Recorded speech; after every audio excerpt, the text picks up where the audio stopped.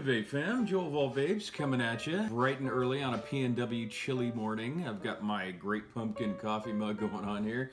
Got some good vapes, got some good vibes, and we got some good stuff we're going to talk about. First of all, just want to say thank you very much for joining me once again. If this is your first time watching one of my reviews, please consider subscribing. Going to be doing some reviews on some of the latest and greatest stuff coming up in the vaping scene. So today we're going to be talking about the V1 tank from Vapesoul. Now, Vapesoul is a company that is not too well known on the US market, but they're definitely getting there. So Vapesoul sent this to me along with another product that they wanted me to kind of touch base on a little bit, see what the US market thought about it, and we're going to get down into the nitty-gritty, take a deeper look into the V1 tank by Vapesoul. Okay, so let's take a look at what we got here. First of all, the first thing I noticed was obviously the overall look and design. It looks pretty standard to most tanks.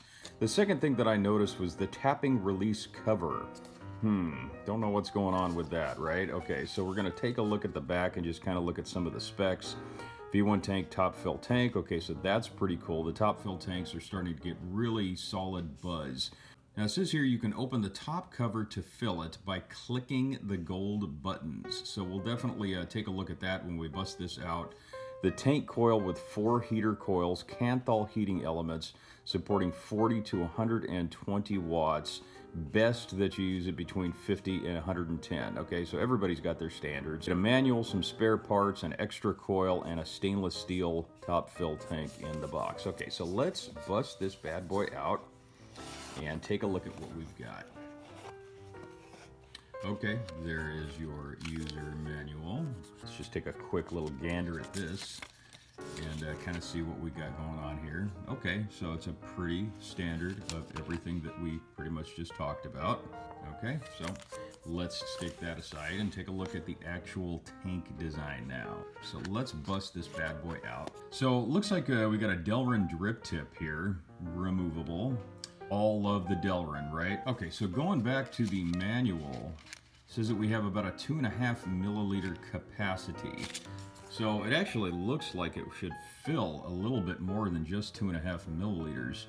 But you know, what the heck? So first of all, stainless steel design, this thing feels like it weighs a ton, right? Okay, so bottom airflow on this bad boy, as you can see, it's pretty finger tight. So fairly simple to use. Love the bottom airflow, right?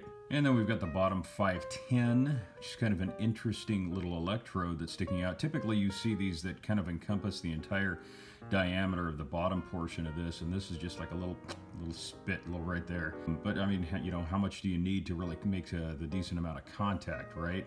Okay, so let's take a look at those telltale gold buttons that they were talking about here. So it says you push the 2 of these gold buttons to release the top cap. And just like that, pop. And there it goes, and there it spins. So that's pretty cool. Let's kind of take a little bit of a recap on that. So push that down.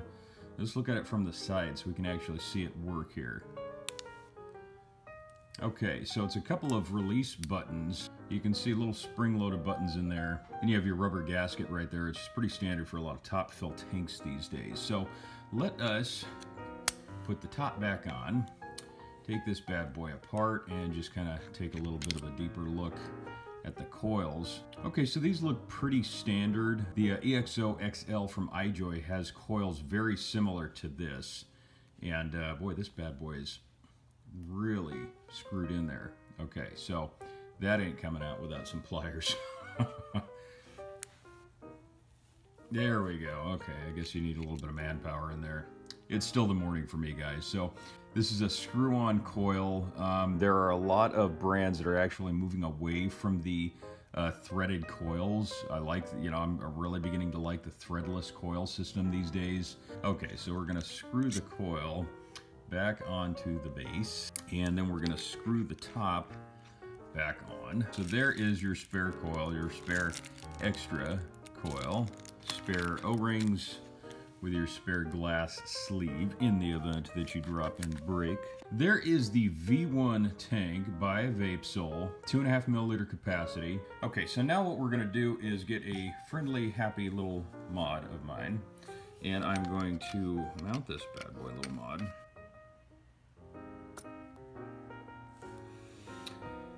Okay, so we got a little bit of cheesecake, New York cheesecake going on in there. I've got my mod here at about 45 watts. So what we're gonna do is just kind of up ramp this.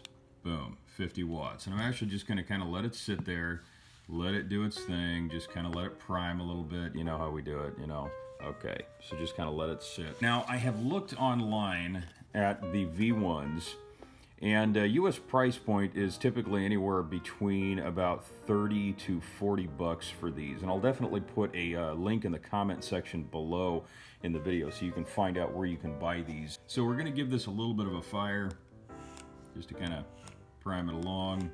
And now what I'm gonna do is bring the camera back up, and we're gonna give this V1 tank from Vapesoul a little bit of a dance.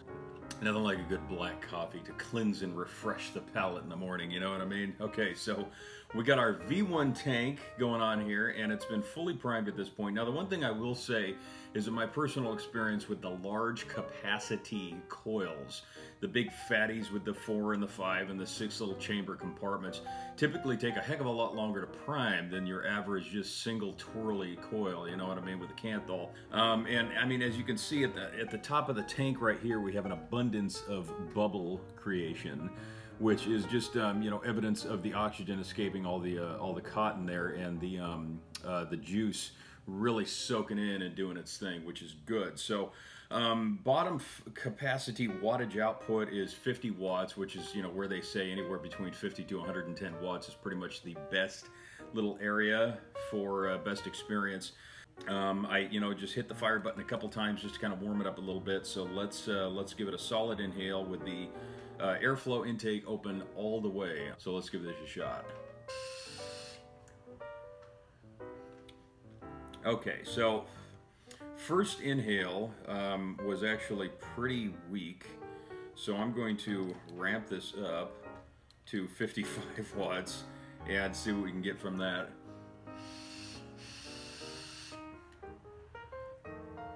A little bit more on the flavor end, a little bit more of a warmer inhale on that one. At 55 watts, we're actually going to ramp this up to 60 now.